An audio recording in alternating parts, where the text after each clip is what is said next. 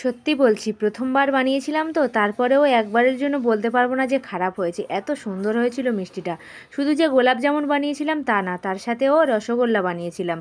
যেটুকু দুধ বেঁচেছিল সেইটুকু দুধ দিয়েই রসগোল্লা বানিয়েছিলাম। পাউরুটি দিয়ে যে এত সুন্দর গোলাপ জামুন হয়, না বানালে বুঝতে পারতাম না। এই যে দেখতে পাচ্ছ, দুটো রুটির খাম, একটা বড় প্যাকেট আর একটা ছোট প্যাকেট। রুটির ডোটা বানানোর জন্য আমি এখানে নিয়ে নিয়েছি 500 গ্রাম দুধ। একটা পরিষ্কার গামলার মধ্যে রুটিগুলো কুচো কুচো করে নিয়ে নিয়েছি, আর এবার অল্প অল্প করে দুধ দেবো আর একটা নরম ডো বানিয়ে নিচ্ছি। যেমনটা আপনারা রুটি করার জন্য আটা মাখেন ঠিক তেমনটাই হবে। এবার কিছুক্ষণ রেস্টে রেখে দিয়েছিলাম, তারপরে এইভাবে আমি সব ছোট ছোট করে গোল গোল করে বানিয়ে নিয়েছি গোলাপ জামুনগুলো। এরপর আমি কড়াইতে 300 গ্রাম চিনি দিয়েছি, আর 300 গ্রাম চিনির জন্য এই বাটিটার পরিমাণে 1 বাটি জল দিয়ে দিচ্ছি।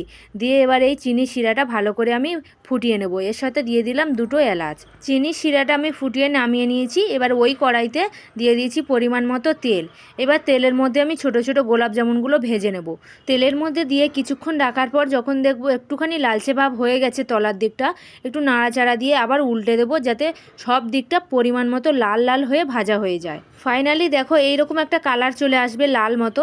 এই পর্যায়ে তুলে নিতে হবে। সাথে সাথে তুলেই মাত্র আমি দিয়ে দিচ্ছি চিনি শিরার মধ্যে। এইবার এরা যতক্ষণে চিনি শিরাটা খেতে থাকছে, ততক্ষণ আমি বাদবাকি গোলাপ জামুনগুলো ভেজে নিচ্ছি। সরি, আমি এখানে একটা ভুল করে ফেলেছি।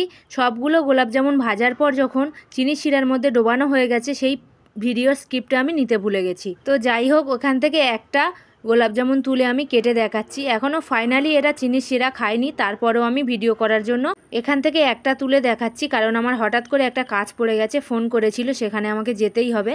তো পরে যখন ভুলে যাব, এই কারণে আমি আগে থেকে ভিডিওটা করে নিচ্ছি। আর যেটুকু দুধ বেঁচেছিল সেইটুকু দুধ দিয়ে আমি রসগোল্লাও বানিয়েছিলাম।